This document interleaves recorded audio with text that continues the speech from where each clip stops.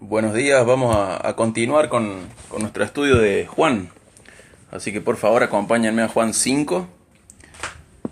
Vamos a leer del versículo 1 al 18. Y siempre es bueno recordar el propósito de este libro. Este libro fue escrito por Juan, el apóstol Juan, para que nosotros creamos en Jesucristo y creyendo en Él tengamos vida eterna, vida en su nombre. Este es el propósito por el cual Juan escribió este libro. Y es bueno que ese propósito sea alcanzado en nuestras vidas y que nuestro conocimiento y fe en Cristo siga aumentando. Hasta ahora hemos visto cómo Jesús era comparado con diferentes instituciones del judaísmo, y ahora vamos a tener un pequeño cambio de rumbo. Hasta ahora Jesús previamente había pasado por Samaria, había sido creído por samaritanos como Mesías, como Cristo y Salvador, pero ahora vamos a tener un cambio también en el contexto geográfico, vamos a tener un cambio de escenario.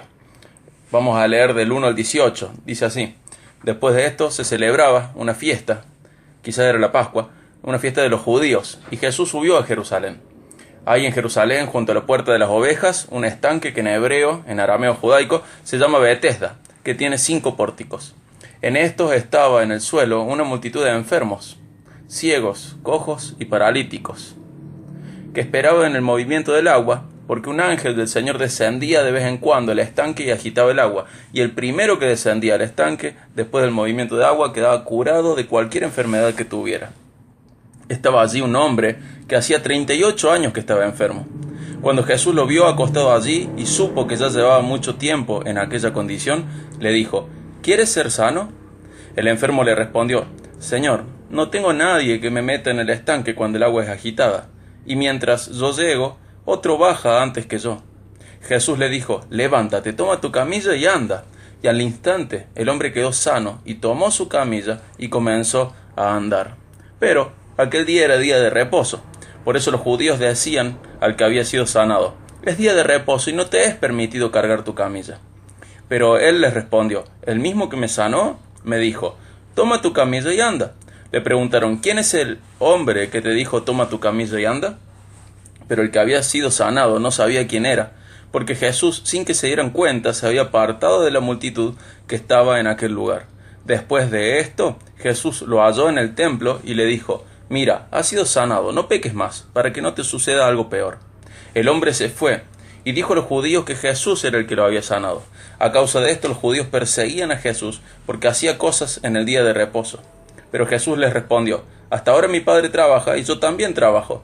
Entonces, por esta causa, los judíos aún más procuraban matar a Jesús, porque no solo violaba el día de reposo, sino que también llamaba a Dios su Padre, haciéndose igual a Dios. Hasta acá vamos a leer hoy, y luego vamos a dividir este capítulo en fracciones, pero a partir de acá vamos a ver cómo la hostilidad hacia Jesús comienza a intensificarse. Los samaritanos lo habían recibido en un sentido bueno. Los galileos, luego de verlo en el templo, habían recibido también cierta simpatía, tenían cierta simpatía por Jesús, pero a partir de acá lo que se comienza a intensificar es la hostilidad contra Jesús. Juan ya había relacionado a Jesús con diferentes instituciones del judaísmo, y a partir del capítulo 5 va a ser comparado, va a ser relacionado, mejor dicho, con fiestas religiosas, incluyendo la gran fiesta semanal que es el Shabbat. En el capítulo 5 vamos a tener una relación con el día de reposo, en el 6 con la Pascua, en el 7 y el 8 con la fiesta de los tabernáculos, en el 10 con Hanukkah.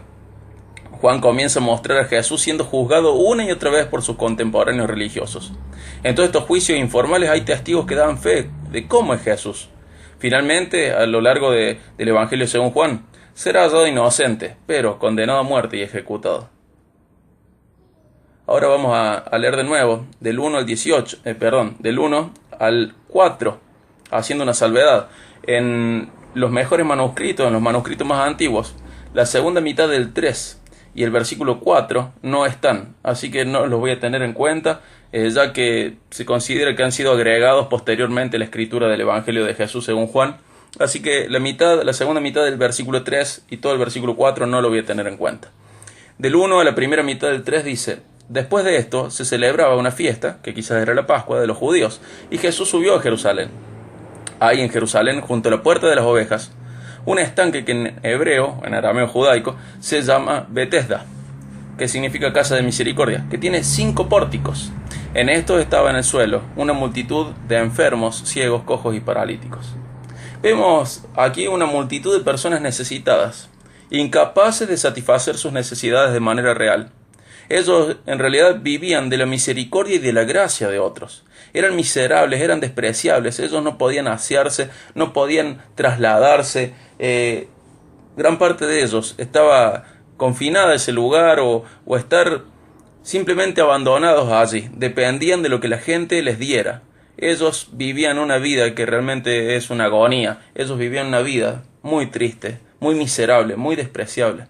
Y en un sentido espiritual, nosotros estábamos de la misma manera antes de que el buen pastor nos encuentre.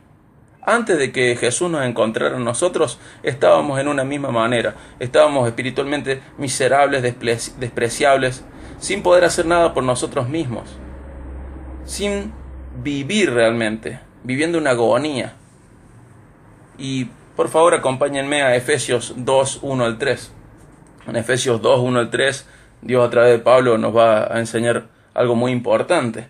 Pero es bueno recordar esto. Nosotros estábamos, antes de que el buen pastor nos encuentre, estábamos en una situación más deplorable, más miserable que lo que estaban estos discapacitados, estos paralíticos, estas personas incapacitadas, ciegos, cojos, paralíticos, multitud de enfermos. Estábamos en un sentido espiritual mucho peor que ellos. Ellos estaban así físicamente y nosotros estábamos espiritualmente en una situación similar.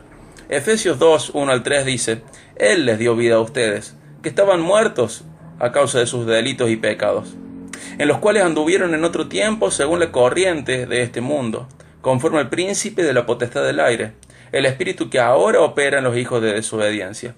Entre ellos también todos nosotros en otro tiempo vivíamos en las pasiones de nuestra carne, haciendo los deseos de la carne y de la mente, y éramos por naturaleza hijos de ira, lo mismo que los demás. Nosotros podemos ver en Efesios 2, 1 al 3 cuál es nuestra condición natural, cómo estábamos naturalmente. Estábamos muertos por causa de nuestros delitos y pecados. Nuestra existencia era miserable y era despreciable por parte de Dios. Incluso éramos esclavos de las corrientes, la filosofía de este mundo. Y también la forma que teníamos era conforme al príncipe de la potestad del aire, el espíritu que ahora opera en los hijos de desobediencia, que no es más ni menos que nuestro enemigo. Teníamos esa forma, estábamos de alguna manera discapacitados espiritualmente, paralizados espiritualmente. Éramos miserables, éramos gente que necesitaba misericordia y aún la seguimos necesitando, misericordia y gracia. Y la que necesitábamos, esta misericordia, esta gracia, la que realmente, profundamente necesitábamos, era la de Dios, y Dios la tuvo con nosotros. Volvemos a Juan 5, el versículo 5, dice que estaba allí un hombre que hacía 38 años que estaba enfermo. 38 años, es una vida entera, es una locura. Muchos de nosotros no llegamos a esa edad todavía. 38 años en esta situación tan deplorable, tan miserable, tan despreciable. 38 años, con dificultades para asearse, dificultades para comer, dificultades para beber, dificultades sociales. 38 años. Es muchísimo tiempo. Nosotros podemos haber atravesado enfermedades, pero creo que ninguno de nosotros ha tenido una enfermedad durante tanto tiempo. Esto es muy triste. Una situación muy triste. El versículo 6 dice que cuando Jesús lo vio acostado allí y supo que ya llevaba mucho tiempo en aquella condición, le dijo: ¿quieres ser sano? El enfermo le respondió: Señor, no tengo a nadie que me meta en el estanque cuando el agua es agitada, y mientras yo llego, otro baja antes que yo. Algunos comentarios dicen que las sanaciones se producían en el agua, posiblemente por alguna característica, alguna propiedad mineral. No sabemos qué es lo que pasaba acá. Al sacar el versículo 3, la mitad del versículo 3 y sacar el 4, en realidad no sabemos qué pasaba acá o por qué este lugar se consideraba sanador. Como pasa en nuestra provincia, que hay ríos que tienen mucho yodo y sus propiedades para las infecciones de la piel son buenas. Quizás sucedía eso. Sabemos que el agua se agitaba por intermitencia de corrientes subterráneas, pero no sabemos más que eso. Más allá de esto, que no podemos descifrar cómo era la sanidad o por qué se le atribuía la sanidad, quizás era solo una superstición, una leyenda, o quizás sí había agua con propiedades minerales que fortalecían o producían la salud de la gente, no lo sabemos, pero ellos tenían que competir para llegar en el momento justo, o por lo menos eso creían ellos. Y en la salvación, espiritualmente, es hermoso saber que no hay que competir con nadie para el encuentro con Jesús. Él es quien nos encuentra, Él es el que viene, Él es el pastor que busca sus ovejas. A Él no le importan nuestras limitaciones. Él no está limitado por nuestras limitaciones. No tenemos que competir con nadie. En este encuentro depende de Él, y Él no tiene ningún tipo de impedimento para salir a buscar y encontrar a los suyos. Esto es hermoso, es una realidad gloriosa, saber que no tengo que competir con nadie para ir al encuentro con Jesús. Él es quien me encuentra, Él es quien viene, es el pastor que busca a los suyos, a sus ovejas, sin importarle las limitaciones ni la situación en la cual están sus ovejas. Él las encuentra, las restaura, Él las hace suyas, Él las busca y las encuentra. Él sale a buscar y encuentra, no como nosotros que muchas veces salimos a buscar algunas cosas y no las encontramos. No, Él vino a la tierra, Él buscó y Él encontró. Él no estuvo buscando al vicio, Él no estuvo buscando por las dudas, Él vino a buscar a los suyos, Él vino a buscar a sus ovejas. Él es el buen pastor y Él no dejó de encontrar, Él buscó y encontró. Él es nuestro buen pastor. Él es quien nos encuentra a pesar de nuestras limitaciones e impedimentos. Él no tiene ningún tipo de limitación e impedimento para encontrar a los suyos. El versículo 8 dice, Jesús le dijo, levántate, toma tu camilla y anda. Y al instante el hombre quedó sano y tomó su camilla y comenzó a andar. Y vemos que esto fue instantáneo, no importaban los 38 años de discapacidad o incapacidad. No importaba cuán grave había sido la enfermedad. Cuando Jesús quiso hacer algo nuevo, lo hizo nuevo. Él hizo su voluntad, Él hace su voluntad. Cuando es Jesús quien obra, no importa el tiempo. Y en el sentido espiritual nosotros sabemos que no importa cuán grave sea la marca del pecado. El Señor cuando hace nuevas creaciones, las hace nuevas. Y las cosas viejas pasan. Y en el Evangelio, en la salvación, nosotros somos hechos nuevos. Muchas veces nosotros ponemos como excusa los tiempos de Dios, pero en gran parte del relato bíblico podemos ver que Dios tiene el poder para hacer cosas instantáneas. Y en nuestra historia individual podemos reconocer que muchas veces nosotros hemos sido quienes han demorado la voluntad de Dios para nuestras vidas. Tenemos que estar atentos y poder responder al instante las instrucciones de nuestro Dios, responder al llamado de nuestro Dios. Este ex paralítico no tenía una muy buena teología. Creía en supersticiones o creía que tenía que competir o en realidad no tenía su fe en el lugar correcto. Su objeto de fe no era el correcto, su objeto de fe debía ser Jesús y él tenía como objeto de fe su accionar a tiempo para llegar al estanque para ser sanado. Él tenía fe en eso y no en Cristo. De todos modos, obedece a Jesús aunque no supiera mucho acerca de quién era. Y con nosotros hizo algo mucho mayor. Él nos hizo hermanos suyos, nos hizo hijos de Dios. Y tenemos que responder, tenemos que tener una vida digna de lo que hemos recibido. Acompáñenme por favor a Efesios 2, 4 al 10.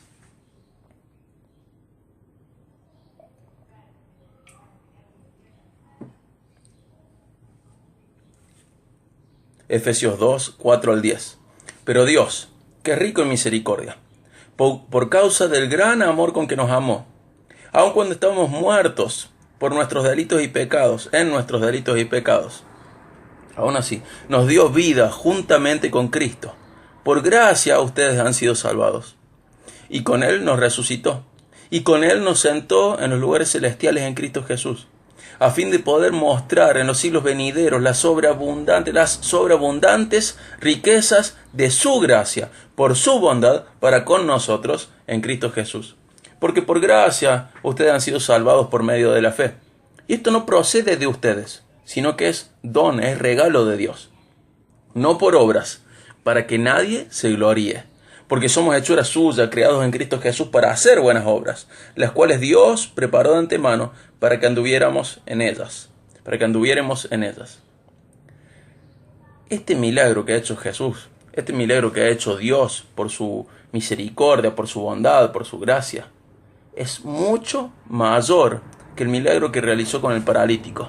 Y al ser mayor, merece más de nosotros. El milagro que Dios ha hecho en nosotros, este milagro de ser objeto de su misericordia, objeto de su gracia, objeto de su bondad, merece más de nosotros. Merece una vida entera de adoración.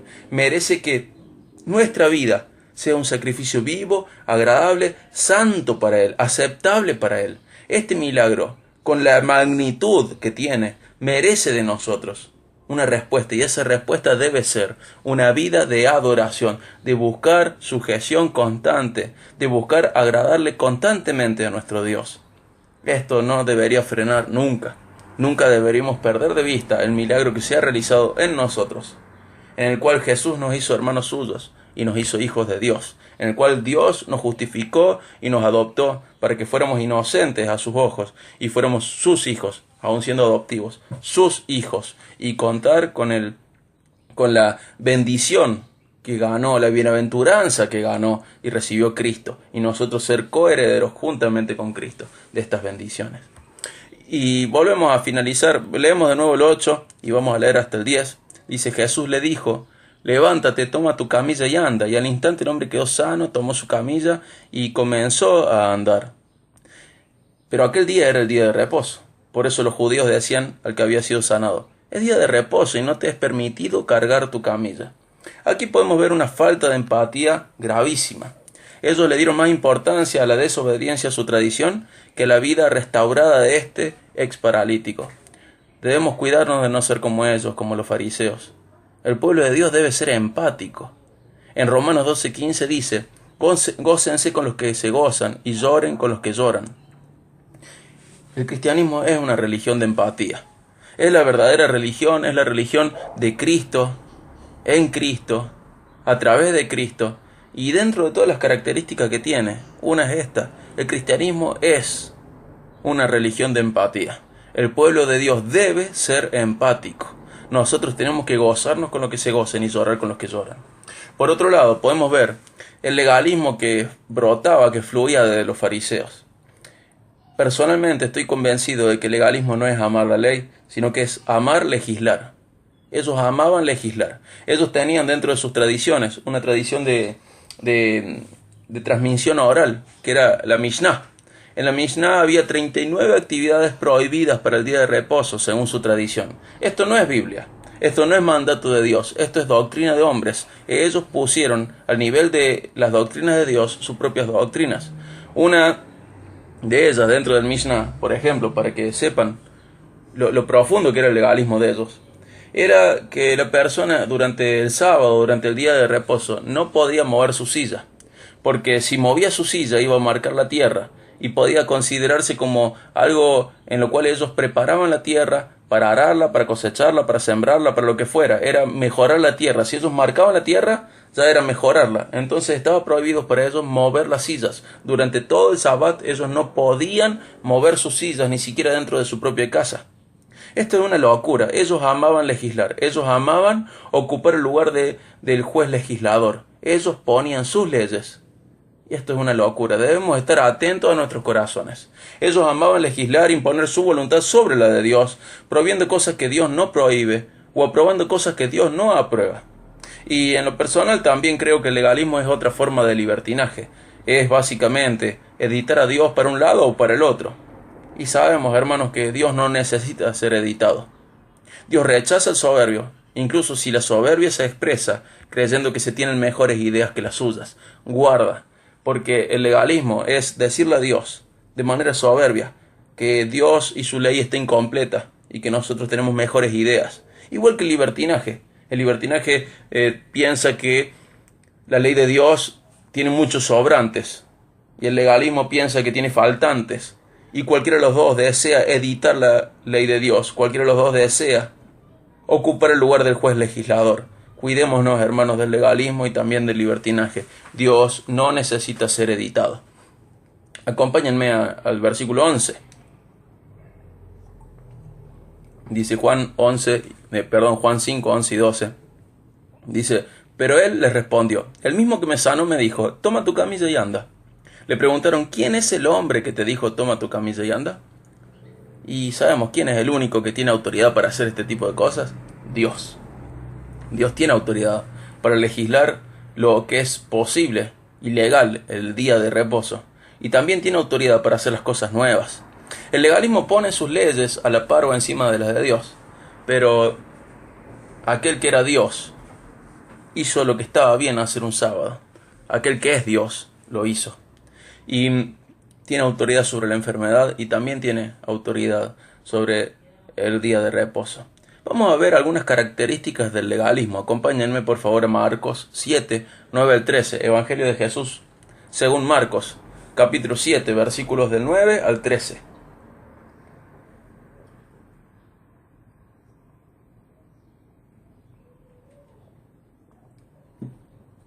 Marcos 7, 9 al 13 dice, Jesús les respondió, bien profetizó Isaías de ustedes, hipócritas, como está escrito, este pueblo con los labios me honra, pero su corazón está muy lejos de mí. Mas en vano me rinden culto, enseñando como doctrinas preceptos de hombres, dejando de lado el mandamiento de Dios. Ustedes se aferran a la tradición de los hombres. También les decía, astutamente ustedes violan el mandamiento de Dios para guardar su tradición. Porque Moisés dijo, honra a tu padre y a tu madre, y el que habla mal de su padre o su madre, que muera. Pero ustedes dicen, si un hombre dice al padre o a la madre, cualquier cosa mía con que pudieras beneficiarte es corbán, es decir, ofrenda donativa a Dios, ya no le dejan hacer nada en favor de su padre o de su madre, invalidando así la palabra de Dios por tradiciones de ustedes, la cual han transmitido y hacen muchas cosas semejantes a estas. Una de las características del legalismo es que el legalista es hipócrita. En un círculo social quizás se comporta de buena manera, pero en la intimidad sabemos que tiene una gran rebeldía con la ley de Dios. Ellos ponen las doctrinas suyas, sus preceptos, a la par de la de Dios y la enseñan como si fuera divina, pero son suyas, son humanas. Y esto los lleva en algún momento, en algún punto, a dejar el mandamiento de Dios y se aferran a sus propias tradiciones. Y de esta manera llegan a violar los mandamientos de Dios para guardar sus tradiciones. Y esto los lleva a invalidar la palabra de Dios por estas tradiciones. Y encima, estas tradiciones son transmitidas, guarda, porque entre nosotros también hay, porque hemos recibido algunos tipos de tradiciones que no están formalmente expresadas, pero en nosotros están estas tradiciones del pueblo evangélico. Y toman como doctrina cosas que en realidad son simples tradiciones humanas, no son de Dios. Y esto a veces dificulta o entorpece la extensión del reino de Dios. ¿Por qué? Porque estamos preocupados y ocupados en obedecer mandamientos humanos y descuidamos nuestra vista, descuidamos nuestro propósito, perdemos de vista nuestro objetivo. Nosotros tenemos que agradar a Dios, no a la gente. Tenemos que obedecer a Dios y a veces nuestra obediencia termina siendo volcada hacia la obediencia a tradiciones humanas y terminamos dejando de lado la obediencia a las tradiciones a las doctrinas divinas. Tenemos que cuidarnos de estos, hermanos. Tenemos que estar muy atentos, muy atentos.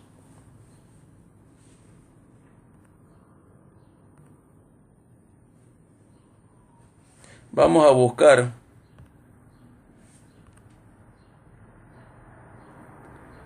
ahora. Acompáñenme a Mateo 23 y 24. Mateo 23 y 24. Por favor, vayan a Mateo 23, 24.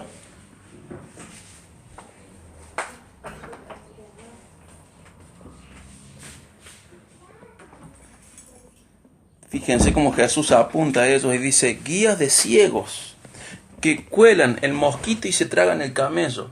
O sea, los fariseos no solo son hipócritas, los legalistas no solo son hipócritas, no solo ponen a la par de la doctrina de Dios, ponen los preceptos de hombres, no solo violan los mandamientos de Dios y terminan siendo desobedientes por obedecerse a ellos mismos, no solo son contagiosas sus ideas y las transmiten, sino que además cuelan el mosquito y tragan el camello. ¿Qué quiere decir Jesús con esto? Quiere decir que el legalista muchas veces está más preocupado por pequeñeces que por cosas importantes.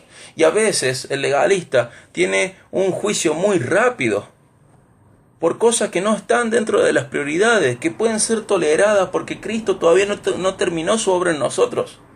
Y no es un llamado a la mediocridad espiritual, sino que es un llamado a poder ver cuáles son camellos en las vidas propias y de los otros, y cuáles son mosquitos. Y no estar señalando mosquitos, porque al señalar siempre mosquitos, al señalar siempre pequeñeces, perdemos de vista lo realmente importante. Nosotros todos sabemos que en algún momento lo hemos hecho o lo hemos sufrido. Gente que está mirando lo que no es importante y pasa de largo, no ve lo que realmente es importante.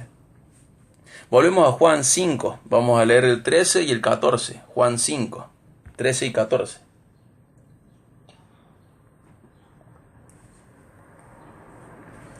Dice así: pero el que había sido sanado no sabía quién era, porque Jesús, sin que se dieran cuenta, se había apartado de la multitud que estaba en aquel lugar. Después de esto, Jesús lo halló en el templo y le dijo: mira, has sido sanado, no peques más para que no te suceda algo peor. Si bien esta persona no sabía bien quién era Jesús, sabía muy poco, solamente sabía que lo había sanado y que merecía su obediencia, vemos algo lindo de esta persona, que él va directamente al templo, y eso fue bueno. Posiblemente fue a agradecer a Dios, pero Jesús extiende su amor y le da una advertencia muy importante, una advertencia totalmente clave. Dice: mira, has sido sanado, no peques más para que no te suceda algo peor. Puede ser que algunas enfermedades sean consecuencias del pecado. No todas son consecuencias del pecado, por lo menos de los pecados individuales, pero sabemos que la enfermedad viene por el pecado natural que tenemos todos, el que cargamos todos desde Adán hasta acá. Pero algunas enfermedades son por consecuencia del pecado individual y presente. También está la posibilidad de que la enfermedad sea producto de malas decisiones. Hay malas decisiones, por ejemplo, cualquier tipo de adicción que nos lleva a enfermarnos. El alcohol nos hace desastres en el hígado, al dañarse el hígado se daña el riñón, al tener dañados el hígado y el riñón ya empieza un desbalance también en la circulación, esto termina alterando a los pulmones, al corazón, esto produce toxinas, termina afectando nuestro cerebro y son consecuencias del alcoholismo. Y así con cada vicio podemos ver que muchas enfermedades son productos de malas decisiones, son productos de vicios. Pero también vemos en 1 Corintios, por ejemplo 11, en donde se exhorta a la iglesia de Corintios a la iglesia de los Corintios a dejar de tomar la Santa Cena de manera indigna para que no se sigan enfermando ni muriendo algunos de ellos. Vemos que hay una relación entre enfermedad y pecado. No siempre, pero hay una relación directa entre enfermedad y pecado. Y tenemos una advertencia también a través del apóstol Pedro. Acompáñenme a 2 de Pedro 2, 20 al 22. Segunda de Pedro 2, 20 al 22.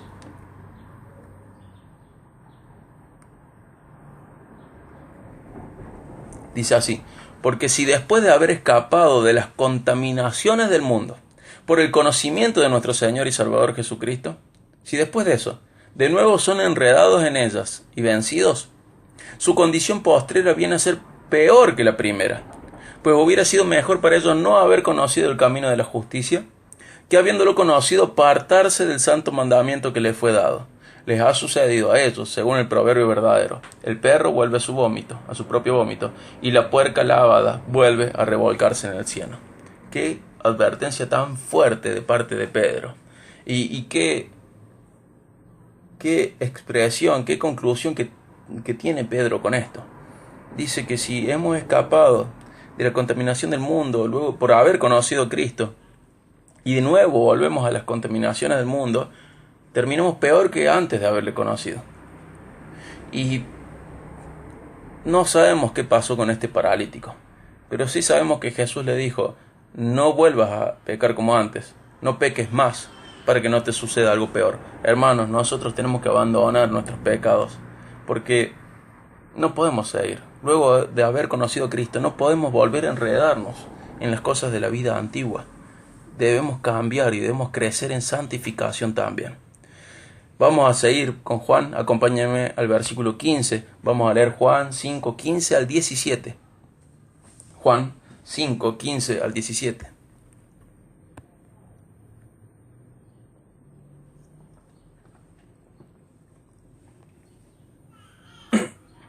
Dice Juan 5, 15 al 17, el hombre se fue y dijo a los judíos que Jesús era el que lo había sanado. A causa de esto los judíos perseguían a Jesús, porque hacía estas cosas en el día de reposo.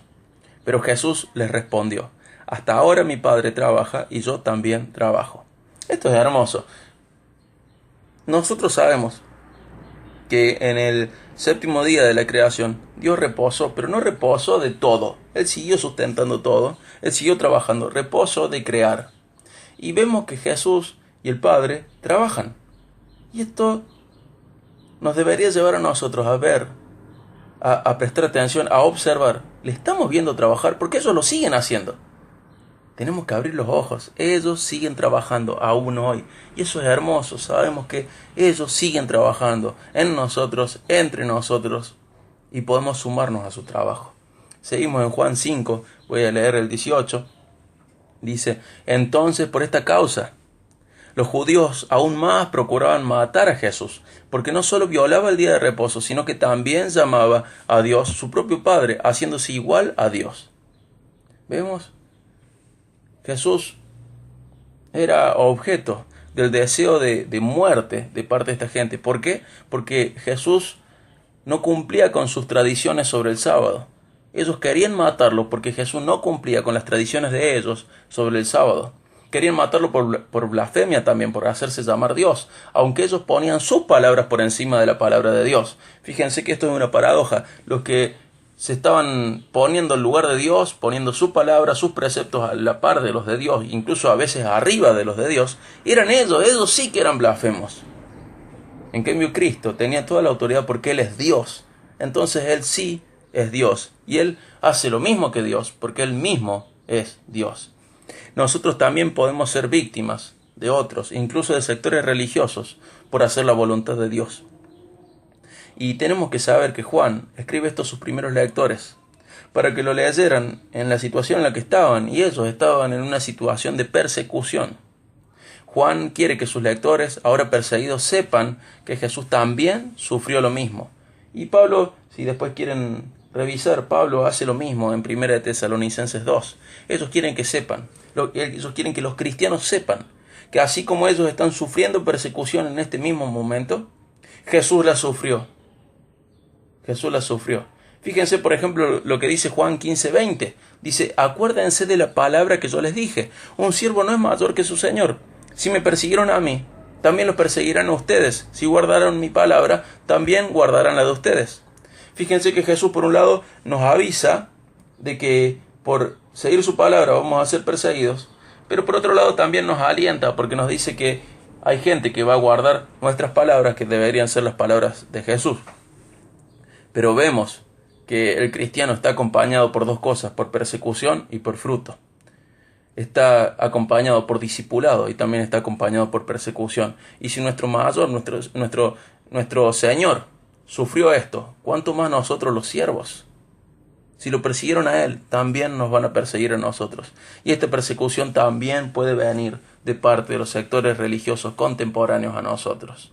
Pero de todos modos nosotros tenemos que estar listos para esto, listos para sufrir por hacer lo bueno. Incluso si el sufrimiento viniera de parte de ellos, incluso si el sufrimiento se produjera por no cumplir con tradiciones, por querer cumplir con doctrinas bíblicas. Tenemos que estar listos, gente, listos para sufrir. Incluso dentro de la iglesia y también afuera debemos estar listos, incluso a ir a la cárcel en tiempos como estos en los cuales el posmodernismo, el relativismo, la inmoralidad que hay o la búsqueda de amoralidad. En estos tiempos el cristiano debe brillar. Está muy oscuro y es el momento clave para que el cristiano brille llevando una vida diferente. Veamos cómo lo hace Pedro también. ¿Qué le dice a sus lectores? Acompáñenme a 1 de Pedro 2, 13 al 17. 1 de Pedro 2, 13 al 17. en 1 Pedro 2, 13 al 17.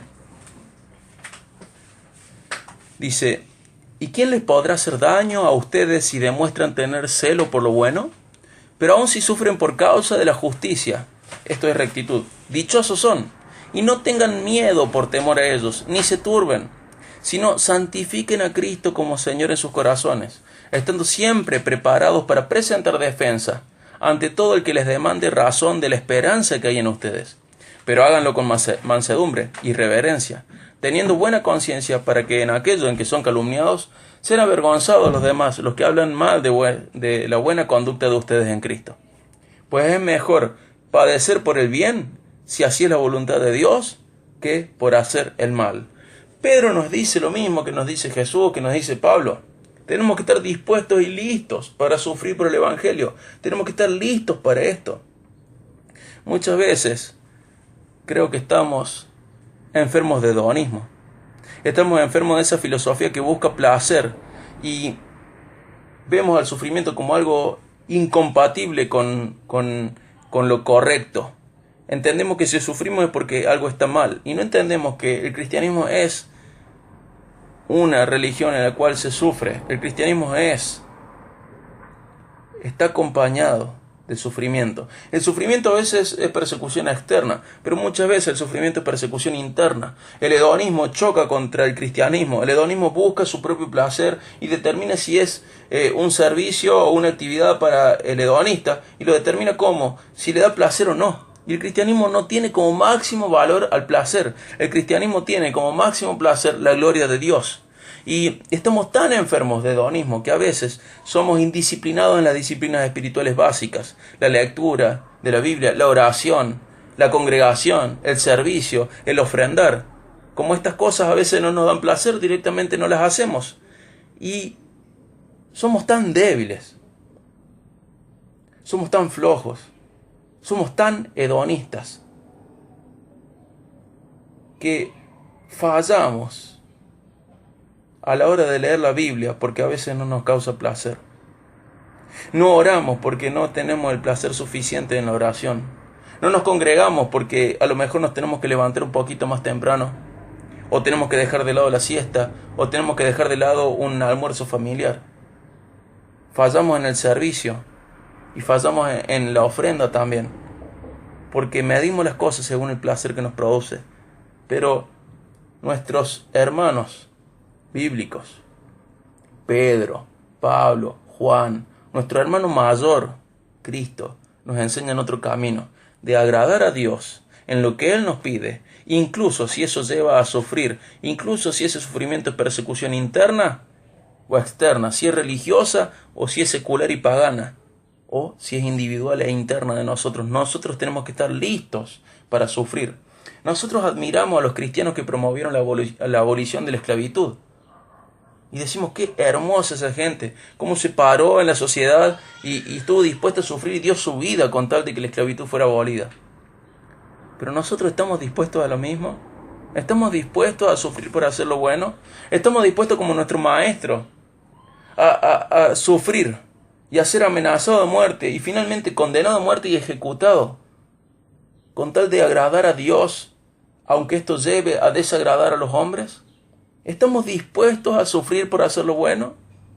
Creo que estamos muy pocos dispuestos a esto, al punto de que fallamos, insisto, en las disciplinas espirituales básicas: lectura de la Biblia, oración, servicio, congregación. Fallamos incluso en esto. Recordemos lo que nos han enseñado estos hermanos nuestros.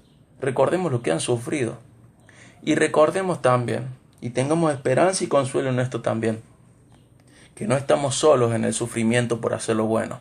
Así estuvo nuestro Maestro y Señor. Así estuvieron nuestros padres de la iglesia. Así debemos estar nosotros. Seamos valientes y crezcamos en dignidad frente al llamado que se nos ha hecho. En Efesios 4:1 Pablo dice: yo pues prisionero de Cristo, del Señor, en el Señor, por el Señor, les ruego que ustedes vivan de una manera digna de la vocación con que han sido llamados. Y esta es la imagen de una balanza en la cual se pone la vocación, el llamado que hemos recibido de un lado y nuestra vida del otro. Y la dignidad se puede ilustrar de esta manera que estos dos pesos, entre el peso de nuestra vida y el peso del llamado, se equiparen, sean iguales, se balanceen, queden balanceados. Y veo que el llamado es tan alto y la vocación es tan alta y nuestras vidas son tan indignas que tenemos que pedirle perdón a Dios por esto. Tenemos que reconocer nuestros pecados y tenemos que crecer en esta dignidad de la vocación con la que hemos sido llamados. Nuestra vida debe ser diferente. Nuestra vida debe ser cada día más digna, aunque nunca lo logremos del todo, pero cada vez más digna de la vocación con la que hemos sido llamados. Hermanos, por favor, nos ayudemos entre todos a esto, nos motivemos entre todos, nos desafiemos entre todos, nos proveamos ejemplo de esto entre todos, llevemos una vida digna de la vocación con la que hemos sido llamados. Y quiero finalizar, quiero orar, pedirle perdón a Dios por esto y pedirle fuerzas para ser cada día más digno de la vocación que hemos recibido. Quiero orar, pero antes de orar quiero cerrar con esto. Vivamos con esta vida digna de la vocación con la que hemos sido llamados. Vivamos sin ser libertinos ni ser legalistas, sino sumisos, humildes y obedientes a la palabra de Dios. Y estemos dispuestos a sufrir por Cristo y la verdad. Estemos dispuestos a hacerlo, incluso si ese sufrimiento viene desde adentro nuestro o desde afuera, desde adentro de la iglesia o desde afuera de la iglesia. Estemos dispuestos a sufrir por Cristo y la verdad. Vamos a orar para finalizar y pedirle al Señor su bendición en esto. Dios les bendiga muchísimo.